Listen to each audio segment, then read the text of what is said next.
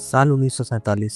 एक कमरा था लंदन में, अंधेरा, चुप, अकेला। एक आदमी बैठा था, सामने एक बड़ा नक्शा था हिंदुस्तान का। हाथ में एक पेन था और उस आदमी ने सिर्फ 5 हफ्तों में एक लाइन खींच दी। बस एक लाइन, और उस एक लाइन ने 1 करोड़ 40 लाख लोगों को घर से बेघर कर दिया। उस एक लाइन ने 20 लाख लोगों की जान ले ली। उस एक लाइन ने लाखों माओ को उनके बच्चों से अलग कर दिया, लाखों बेटियों को उनके बाप से अलग कर दिया, लाखों दोस्तों को हमेशा के लिए अलग कर दिया। और उस एक लाइन खींचने वाले आदमी का नाम था साइरिल रेडक्लिफ, जिसने कभी हिंदुस्तान देखा भी नहीं था।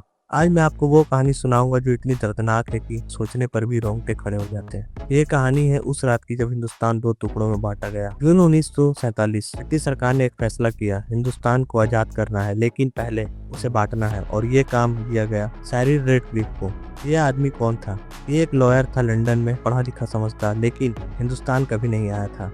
यहाँ की गलियां नहीं जानता था, यहाँ के लोग नहीं जानता था, यहाँ की जुबान नहीं जानता था, न ही यहाँ की हिस्ट्री जानता था। और उसी आदमी को कहा गया, जाओ नक्शा देखो, एक लाइन खींचो और डिसाइड करो कौन हिंदू साइड में है, कौन मुस्लिम साइड में। सिर्फ 5 हफ्ते। रेडक्लिफ ने बाद में लिखा था, मुझे पता था ये गलत है, मुझे पता था लोग मरेंगे, लेकिन कोई और करने वाला नहीं था। 5 हफ्ते, 1 करोड़ 40 लाख लोगों की जिंदगी 5 हफ्तों में डिसाइड हो गई।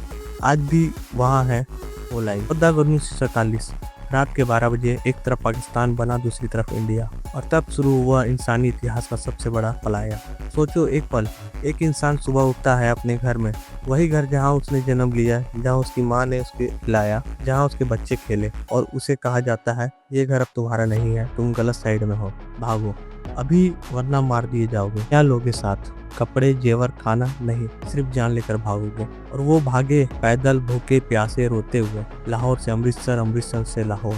दोनों तरफ से लोग भाग रहे थे। ट्रेन भरी हुई थी लोगों से, लेकिन कई ट्रेन दूसरी तरफ पहुंची तो उन्हें सिर्फ लाशें थी। पूरी ट्रेन सिर्फ लाशें। एक तरफ का नाम था मौत की ट्रेन, क्योंकि उसमें कोई जिंदा नहीं था। मैं आपको एक कहानी सुनाता हूँ। अमृतसर में एक सिख परिवार था। बाप का नाम था हरनाम सिंह, उसकी बीवी और 4 बच्चे। वो लाहौर में रहते थे पिछले 200 सालों से। उनका घर था वहाँ, उनकी दुकान थी वहाँ, उनके दोस्त थे, उनके रिश्तेदार थे। अगस्त 1947 में उन्हें कहा गया, तुम हिंदू हो, यहाँ नहीं रह सकते, चले जाओ। हरनाम सिंह ने रोना शुरू किया, ये मेरा घर है, मैं यहाँ पैदा हूँ, कहाँ जाऊँ? लेकिन कोई सुनने वाला नहीं था। वो निकल पड़े, सिर्फ एक पोटली में थोड़ा खाना, कुछ कपड़े और एक पुरानी तस्वीर अपने घर की। रास्ते में उनका छोटा बेटा भीड़ में खो गया। हरनाम सिंह ने उसे ढूंढा, घंटों ढूंढा, नहीं मिला। वो आगे बढ़ गया रोते हुए। अमृतसर पहुंचे, टूटे हुए थे वो। हरनाम सिंह ने कभी दोबारा लाहौर नहीं देखा। वो बेटा कभी नहीं मिला। ये सिर्फ एक कहानी नहीं है, ये 20 लाख कहानियों में से एक है। और ये दर्द सिर्फ एक तरफा का नहीं था, दूसरी तरफ भी वही दर्द था। दिल्ली में एक मुस्लिम परिवार था। उन्हें कहा गया, तुम पाकिस्तान चले जाओ। वो बोले, हम तो यहीं पैदा हुए हैं, यहाँ हमारे बुजुर्गों की कब्रें हैं, ये हमारा घर है। लेकिन उन्हें भी नहीं सुना गया।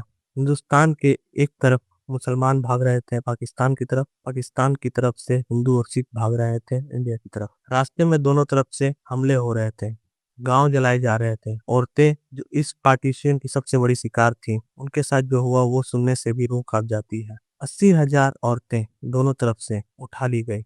ये आंखों में आंसू ले आने वाली बात है, क्योंकि ये औरतें ना हिंदू थी, ना मुस्लिम थी, ना सिख थी, वो सिर्फ इंसान थी, और उनके साथ इंसानियत से बदतर सुलूक हुआ। और अब वो राज जो बहुत कम लोग जानते हैं। रेडक्लिफ ने जो लाइन खींची वो सिर्फ एक सीधी लाइन नहीं थी, उसने पंजाब को काट दिया 20 से।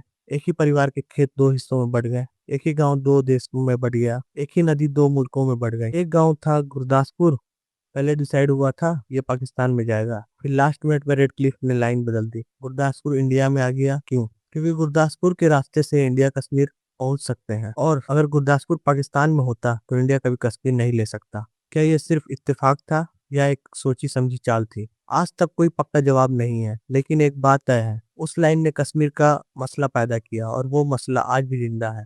और रेड क्लिफ जिसने ये सब किया, उसके बाद क्या हुआ? जब लाइन अनाउंस हुई और लोग मरने लगे, रेड क्लिफ ने अपनी सारी फीस वापस कर दी, 1 रुपया भी नहीं रखा। फिर वो सीधा लंदन वापस चला गया, और जिंदगी भर कभी हिंदुस्तान वापस नहीं आया। एक बार किसी ने पूछा, क्या आपको अफसोस है? रेड क्लिफ ने कहा, मैं चाहता हूँ कोई भी मुझे वहां नहीं देखना चाहेगा, ना पाकिस्तान में ना इंडिया में। दोनों तरफ लोग मुझसे नफरत करते हैं।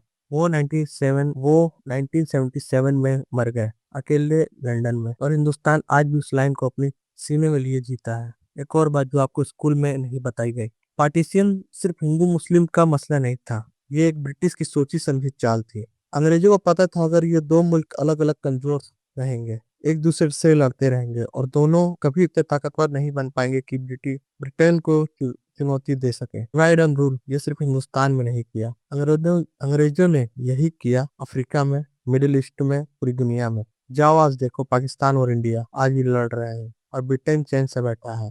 हर रोज बाघा बॉर्डर पे एक सेरेमनी होती है, इंडिया की तरफ से लोग आते हैं, पाकिस्तान की तरफ से लोग आते हैं, दोनों एक दूसरे को देखते हैं। और मैं सोचता हूँ उन लोगों में से कई के बाप दादा एक ही गली में रहते थे, एक ही स्कूल में पढ़ते थे, एक ही मैदान में खेलते थे, और फिर एक दिन एक लाइन ने उन्हें हमेशा के लिए अलग कर दिया। वो लाइन एक पेन से खींची गई थी, सिर्फ एक पेन से। आज हम सोचते हैं हिंदू, मुस्लिम, सिख, पाकिस्तानी, इंडिया, लेकिन 1947 से पहले ये लोग सिर्फ हिंदुस्तानी थे। ये कहानी सिर्फ इतिहास नहीं है, ये एक सबक है। नफरत से सिर्फ दर्द मिलता है और वो दर्द पीढ़ियों तक चलता रहता है, जो आज भी चल रहा है।